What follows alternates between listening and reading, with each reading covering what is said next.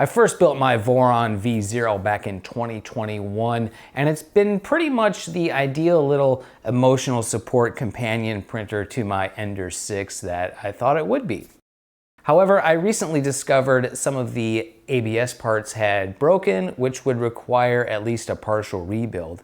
I figured that was good enough excuse to do a full rebuild and upgrade to the latest V0.2 R2 revision, as well as installing all the bells and features that I've always wanted in a 3D printer. This quickly ballooned into a huge and tedious, time-consuming project, but was it all worth it? Should I have just bought an already built printer, or maybe built a new Voron from a kit? Say, build stuff! Yeah, well, the TLDW is, I'm quite pleased with how it turned out. However, this was more of a destination and not the journey in this case, which is not really what I'm looking for in a good project. There's so many little tedious assemblies and details and the software and let's just go over the overview and we'll come back to that. The biggest deviation from stock was the use of the FYSETC CNC machined aluminum parts. These range from about $160 to $200, and I would say definitely worth it. These parts are very nice quality fit and finish, and they're a real joy to work with. A lot better and just nicer to assemble than the 3D printed parts. And of course, they'll be much more durable in the long run. The 2.8-inch touchscreen, I would say this is worth it. I definitely like having the manual controls right there at the printer. It's a little bit small for the stock clipper screen software, but it's still quite functional. The clicky probe, this is definitely worth it and super cool. Having a bed probe and bed mesh is super useful for getting consistent first layers, even on a small printer like the V0. I think this is especially true when printing at higher bed temperatures, because higher temperature means more potential temperature deflection of the print bed. I built this with the CAN bus tool head. I would say this is sort of worth it. I found it very tricky and tedious to get the software and firmware working correctly, but I do love the simplified wiring. The other option of an umbilical board might be better here. It'd be a bit more wiring, but should be significantly easier to set up and configure in the software. Both of these options are definitely better than what I had before, which is just running the wires from the tool head all the way down to the main board. The rear upper Bowden inlet, this is my remix of Maple Leaf Maker's mod over on Printables. I don't use the stock spool holder, as my filament's usually in an external dry box. Also, oftentimes the fiber reinforced filaments I like to print with can be very stiff and brittle and have a hard time sliding through a long Bowden tube, especially with tight turn radiuses like on the stock design. My mod allows the Bowden tube inlet to rotate freely, thus freeing up another level of constraint on the movement.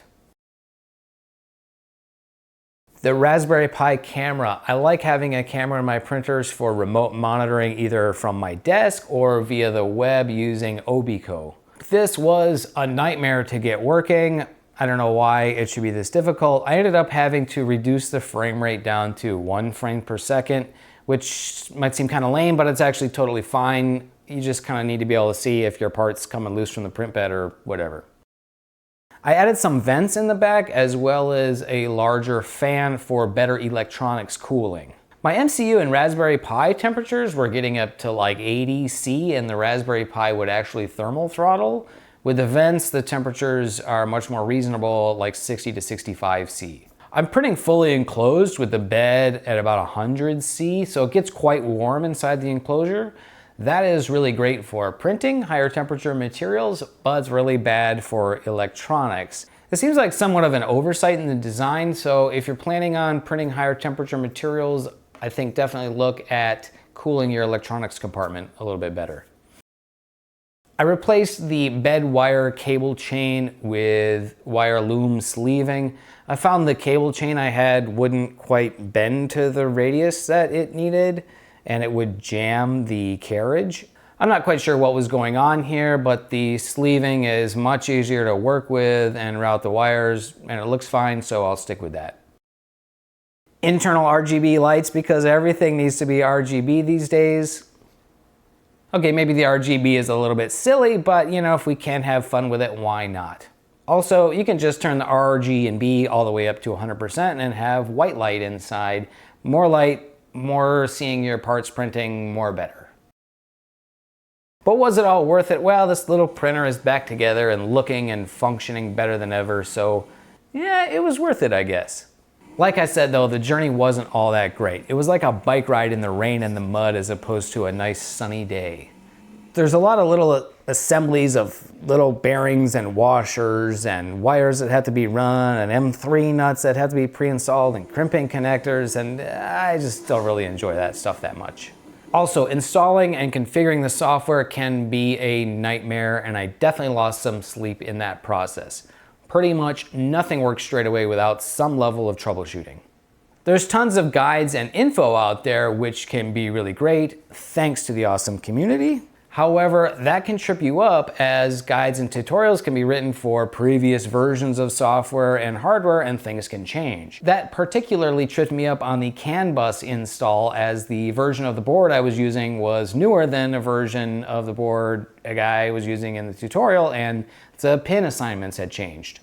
Despite all that, I find the end result quite satisfying, and solving problems like these are always a nice boost to the ego. I will, however, strongly reconsider building the larger Voron 2.4, which I was planning on replacing my aging Ender 6 with. Perhaps you guys have a better suggestion? I would love to hear your guys' thoughts on this project. Have you run into a similar bumpy road? Are you reconsidering upgrading your V0 to a V0.2, or maybe just building it from a kit? Let me know what you think. And of course, like and subscribe, all that YouTube algorithm stuff, and thanks so much for watching.